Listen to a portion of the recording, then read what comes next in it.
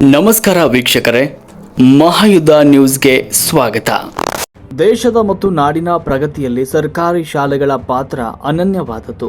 ಇವತ್ತು ದೇಶದ ಉನ್ನತ ಹುದ್ದೆಗಳಲ್ಲಿರುವ ಬಹುತೇಕ ಗಣ್ಯರೆಲ್ಲರೂ ಸರ್ಕಾರಿ ಶಾಲೆಗಳಲ್ಲೇ ಓದಿ ಬೆಳೆದವರಾಗಿದ್ದಾರೆ. ಹೀಗಾಗಿ ಪೋಷಕರು ಮತ್ತು ನಾಗರಿಕರು ಖಾಸಗಿ ಶಾಲೆಗಳ ವ್ಯಾಮೋಹ ಬಿಟ್ಟು ಸರ್ಕಾರಿ ಶಾಲೆಗಳತ್ತ ಒಲವು ತೋರಬೇಕಿದೆ ಅಂತ ಸಮಾಜ ಸೇವಕ ಹಾಗೂ ಕೂಡ್ಲಿಗಿ ಸ್ನೇಹಿತರ ಬಳಗದ ಅಧ್ಯಕ್ಷ ಡಾಕ್ಟರ್ ಬಿ ಅಬ್ದುಲ್ ರೆಹಮಾನ್ ಕರೆ ನೀಡಿದ್ದಾರೆ. ವಿಜಯನಗರ ಜಿಲ್ಲೆಯ ಕೂಡ್ಲಿಗಿ ಪಟ್ಟಣದ 7ನೇ ವಾರ್ಡ್ನ ಸರ್ಕಾರಿ ಶಾಲೆಯಲ್ಲಿ ನಡೆದ ಕಾರ್ಯಕ್ರಮದಲ್ಲಿ ಅವರು ಮಾತನಾಡಿದ್ದಾರೆ. ಈ ಕುರಿತು ಒಂದು ವಿಶೇಷ ವರದಿ ಇಲ್ಲಿದೆ ನೋಡಿ. ವಿಜಯನಗರ ಜಿಲ್ಲೆಯ ಕೂಡ್ಲಿಗಿ ಪಟ್ಟಣದ ಶ್ರೀ ಬಂಡ್ರಿ ಲಕ್ಷ್ಮೀ ಚಿನ್ನಪ್ಪ ಶೆಟ್ಟಿ 7ನೇ ವಾರ್ಡ್ನ ಸರ್ಕಾರಿ ಶಾಲೆಯಲ್ಲಿ ವಿಶೇಷ ಕಾರ್ಯಕ್ರಮವೊಂದನ್ನು ಆಯೋಜಿಸಲಾಗಿತ್ತು. ಈ ಕಾರ್ಯಕ್ರಮದಲ್ಲಿ ಮುಖ್ಯ ಅತಿಥಿಗಳಾಗಿ ಭಾಗವಹಿಸಿ ಮಾತನಾಡಿದ ಸಮಾಜ ಸೇವಕ ಡಾಕ್ಟರ್ ಬಿ ಅಬ್ದುಲ್ ರೆಹಮಾನ್ ಅವರು, ಮಕ್ಕಳಿಗೆ ನಿಜವಾದ ಗುಣಮಟ್ಟದ ಶಿಕ್ಷಣ ದೊರೆಯುವುದು ಸರ್ಕಾರಿ ಶಾಲೆಗಳಲ್ಲಿ ಮಾತ್ರ ಅಂತ ಹೇಳಿದರು.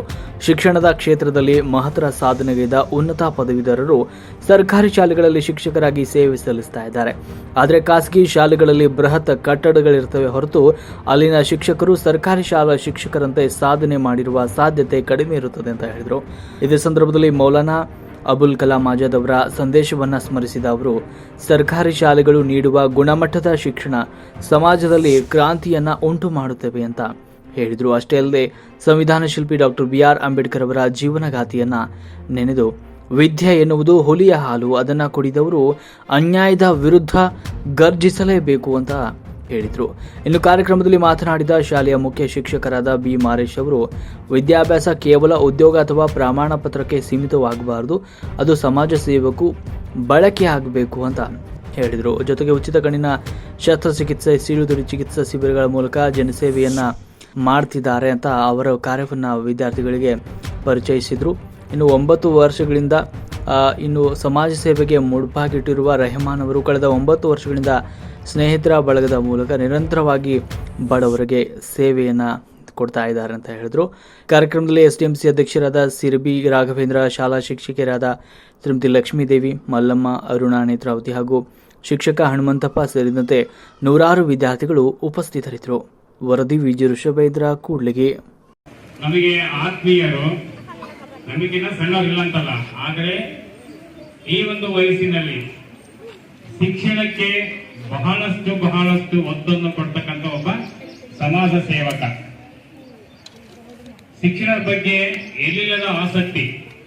ಕೆಲವು ಸ್ನೇಹಿತರನ್ನು ನೋಡಿದಿರಿ, ಅವರು ಬೇರೆ ರೀತಿಯಲ್ಲಿ ಒಂದು ಕೆಲವು ಕಾರ್ಯಕ್ರಮಗಳಿಗೆ ಅಥವಾ ಬೇರೆ ಒಂದು ಕೆಲಸ ಕಾರ್ಯಗಳಲ್ಲಿ ಕಾರ್ಯನಿರತರಾಗಿರ್ತಾರೆ. ಆದರೆ ಸಾಕಷ್ಟು ಸುಮಾರು ಈಗ ನಾನು ತಿಳಿದ ಮಟ್ಟಿಗೆ ಒಂದು 5-6 ವರ್ಷಗಳು ಕಂಟಿನ್ಯೂ ಆಗಿ ನೋಡ್ತಿದ್ದೀನಿ.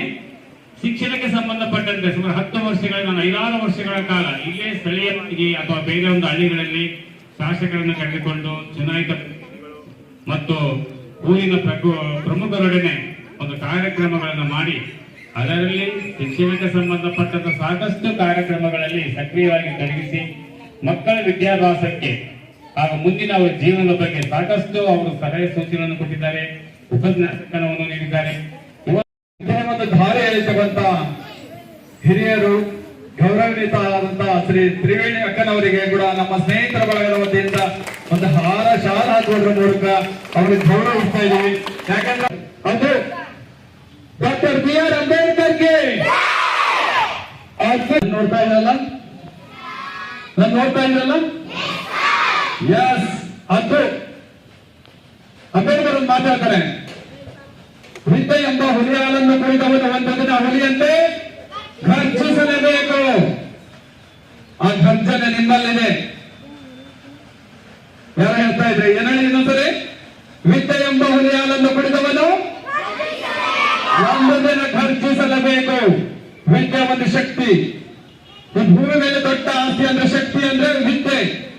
ಕಳೆಲಾರ್ದು, ಅಳೆಲಾರ್ದು, ಸವಿಲಾರ್ದು. ನನ್ ನೋಡ್ತಾ ಇದ್ರಲ್ಲ, ಕಳೆಲಾರ್ದು, ಅಳೆಲಾರ್ದು, ಸವಿಲಾರ್ದು ಅಂತಂದ್ರೆ ವಿದ್ಯೆ. ವಿದ್ಯಾವಂತನಿಗೂ ಭೂಮಿ ಆಕಾಶ ವ್ಯತ್ಯಾಸ ಗೊತ್ತಾ ನಿಮಗೆ?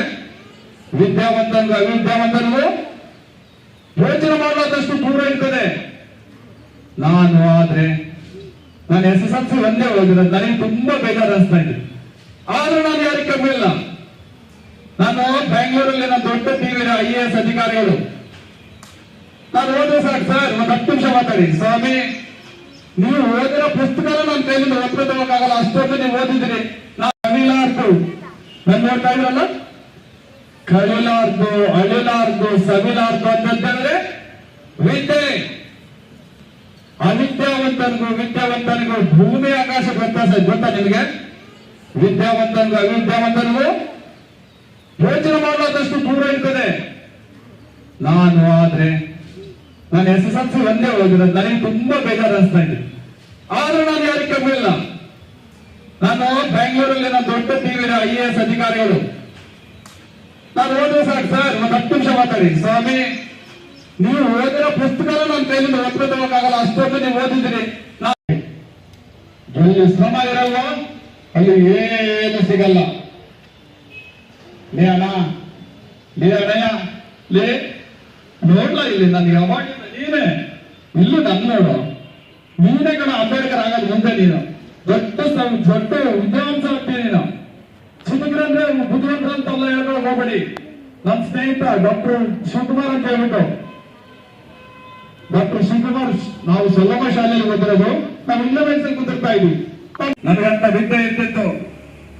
1ರಿಂದ 20ರವರೆಗೆ ಮಗ್ಗಿ ಕುಡಿಯೋದು ಹೇಳ್ಬೇಕು, ಕಣ್ಣು ಮುಚ್ಚ ಕೈ ಇಟ್ಕೊಂಡು ಮಗ್ಗಿ ತಪ್ಪಿದ್ರೆ ಕಣ್ಣಾಗ ರಕ್ತ ಬರ್ಬೇಕು ನೋಡಿದ್ದ ಮೊದಲ ಒಂದು ಸ್ನೇಹಿತ ಒಬ್ನು. ಕಣ್ಣಾಗ ಮೂಗಿಗಿಂತ ಬಾಯಾಗಿಂದ ರಕ್ತ ಬರಬೇಕು, ಹಂಗ್ ಹೊಡಿಬೇಕು. ಹೊಡೆದ್ರು ಕೂಡ ನಾವು ಅದನ್ನೇ ಮಾಡ್ಕೊಂಡು ಕಂಟಿನ್ಯೂ ಮಾಡ್ಕೋಬೇಕು. ಅಲ್ಲಿ ಯಾರು ಗ್ಯಾಪ್ ಬಿಡ್ತಿದ್ದಿಲ್ಲ ನಾವು. ಅಂತ ಶಿಕ್ಷಣ ಇತ್ತು, ಕಲ್ಲ ಮೇಲೆ ಬರ್ದಂಗೆ ಇರ್ತಿತ್ತು ಶಿಕ್ಷಣ. ಆದ್ರೆ ಅನಿವಾರ್ಯ ಅನಿಸ್ತಾ ಇದೆ. ಇವೆಲ್ಲ ನೋಡ್ತಾ ಇದ್ರೆ ತುಂಬಾ ಬೇಜಾರು ಅನಿಸ್ತದೆ. ಕಲ್ಲನ್ನ ಕಡಿದ್ರೆ ಮಾತ್ರ ಶಿಲ್ಪಿ ಆಗೋದು. ಕಡಿಯೋದಕ್ಕೆ ದಾರಿನೇ ಕೊಡ್ದಂಗೆ ಸರ್ಕಾರಗಳು ಅವರವರು ಒಂದು ಇದು ಮಾಡ್ಕೊಂಡು ಮಾಡ್ತಾ ಇದ್ದಾರೆ. ಹೊರತು ಯಾವುದು ಏನು ಸರಿ ಹೋಗ್ತಾ ಇಲ್ಲ ಅಂತ ಹೇಳಕ್ ಇಷ್ಟಪಡ್ತಾ ಇದ್ದೀನಿ.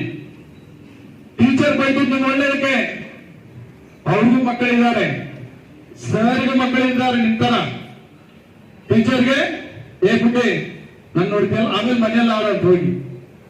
ಸರ್ ಕೂಡ ಮಕ್ಕಳಿದ್ದಾರೆ, ಅಣ್ಣರಿಗೂ ಟೀಚರ್ ಕೂಡ ಮಕ್ಕಳಿದ್ದಾರೆ. ಏನೇ ಮಾಡಲಿ ಟೀಚರ್ ಚೇಂಜ್ ಅದ್ರ ಗಮನವತ್ತು ಕೇಳ್ಬೇಕು. ನೀವು ಅವ್ರಿಗೆ ಎದುರಾಗ ಮಾತಾಡಬಾರ್ದು.